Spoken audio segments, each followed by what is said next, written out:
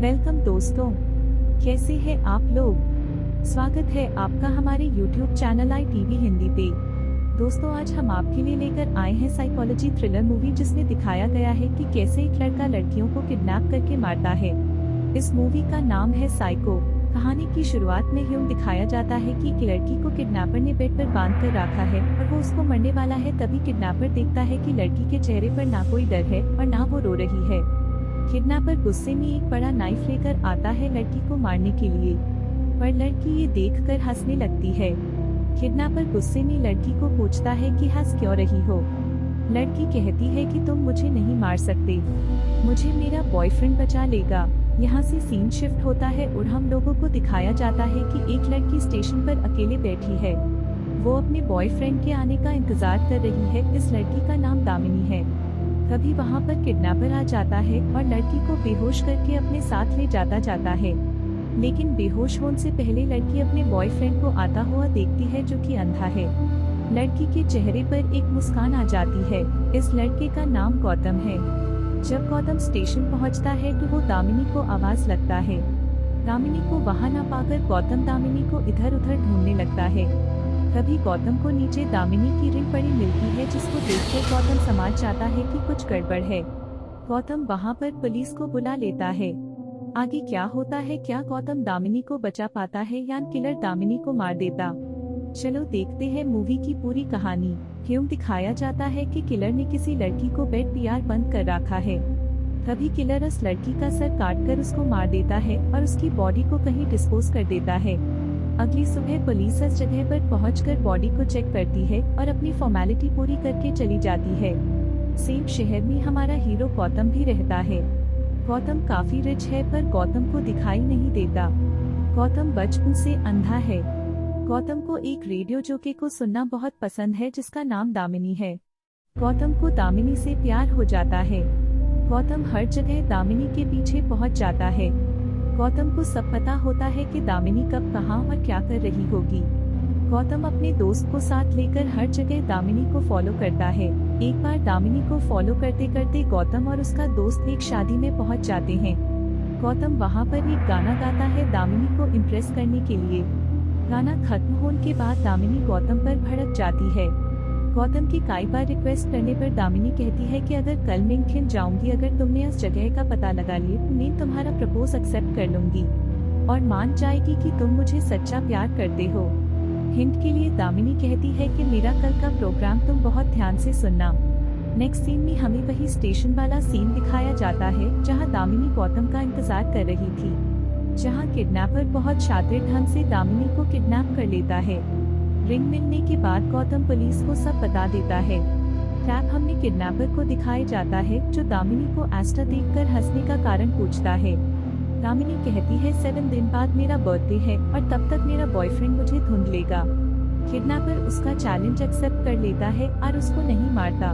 Next scene में दिखाते हैं कि किलर दामिनी को न मारने की वजह से भड़क कर बाहर जाता है और एक प्रोस्टिट्यूट को हायर करता है और उसको अपनी सीक्रेट लोकेशन पर लाकर एक ट्रिप पर बांध देता है। ट्रैप किलर दामिनी के सामने उस लड़की का सर काटकर उसको मार देता है। किलर दामिनी को कहता है कि अगर गौतम यहाँ आया तो मैं गौतम का सर काटकर तुम्हारे हाथ में रख दूंगा और तुम्हारा सर काटकर गौतम के हाथ में रख दूंगा।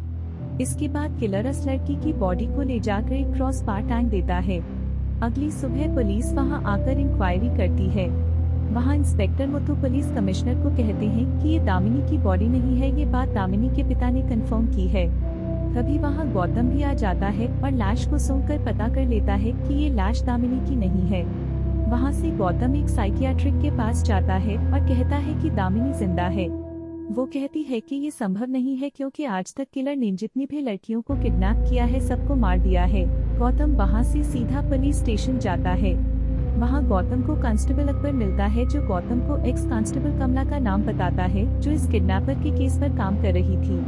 गौतम वहां से सीधा कमला के घर जाता है। कमला गौतम को देखकर भड़क जाती है और उसकी हेल्प करने से मना कर देती है। हमको दिखाया जाता है कि कमला हैंडीकैप है, वो व्हीलचेयर पर है।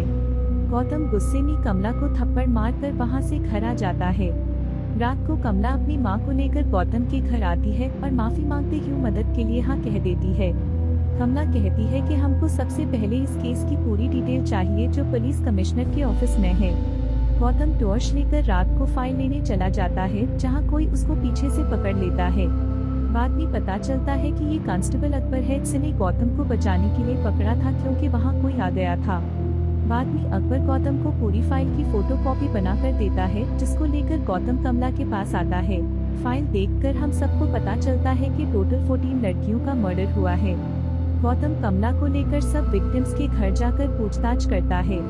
सब लड़कियों के पेरेंट्स कहते हैं कि उनकी बेटी काम से घर वापस आते वक्त किडनैप हुई। गौतम और कमला सब क्राइम सीन पर जाते हैं जहां उनको सब जगह एक चीज कॉमन दिखती है जो है डस्टबिन। आसपास खेल रहे बच्चों से पूछने पर पता चलता है कि डस्टबिन के पास उन लोगों ने एक पपी को देखा था। गौतम और कमला समझ जाते हैं कि किलर पपी का यूज करके लड़कियों को किडनैप कर रहा है। नेक्स्ट डे किडनैपर ऐसे ही किसी और लड़की के पास जाता है और पपी की हेल्प से उसको किडनैप करने की कोशिश करता है, लेकिन वो लड़की किडनैपर की बातों में नहीं आती क्योंकि गौतम ने पहले ही सोशल मीडिया पर इस कहानी को डाल दिया था। ये देखकर किडनैपर गुस्से में एक हैकर के पास जाता है और पोस्ट को डिलीट करवाता है। बाद में वो हैकर को भी मार देता है। वहाँ से सीधा उसी लड़की के घर जाकर उसको किडनैप कर लेता है। किडनैपर उस लड़की का सर काटकर उसकी बॉडी गौतम के घर के बाहर रख देता है और उस पर एक मैसेज लिखता है एडवांस हैप्पी बर्थडे। गौतम जब उस बॉडी को स्मेल करता है तो उसको एक पिग की स्मेल आती है। गौतम अपने फ्रेंड को एक ब्लैक और एक व्हाइट पिग लाने को बोलता है। नेक्स्ट डे गौतम बताता है कि किलर का व्हाइट पिग फार्म है क्योंकि बॉडी से व्हाइट पिग की स्मेल आ रही थी। गौतम और कमला आसपास सब पिग फार्म जाते हैं, लेकिन उनको कहीं कोई यंग ओनर नहीं मिलता जिसकी वजह से वो दोनों बहुत निराश होते हैं। वहीं इंस्पेक्टर मुत्तू को इस सब के बारे में पता चल जाता है और वो भी एक पिग फार्म पर जाता है। ये वही फार्म था जहां किडनैपर रहता था। वो किडनैपर से पूछताछ करता है। किडनैपर इंस्पेक्टर को बेहोश कर देता है और उसको भी बांध देता है। दामिनी इंस्पेक्टर को होश में लाती है लेकिन इंस्पेक्टर भाग नहीं पाता। किडनैपर इंस्पेक्टर को भी मार देता है। उधर किलर के नाम मिलने की वजह से गौतम अकेला अपने घर आ जाता है और किलर की वेट करता है। तभी गौतम को किसी गाड़ी की आवाज आती है।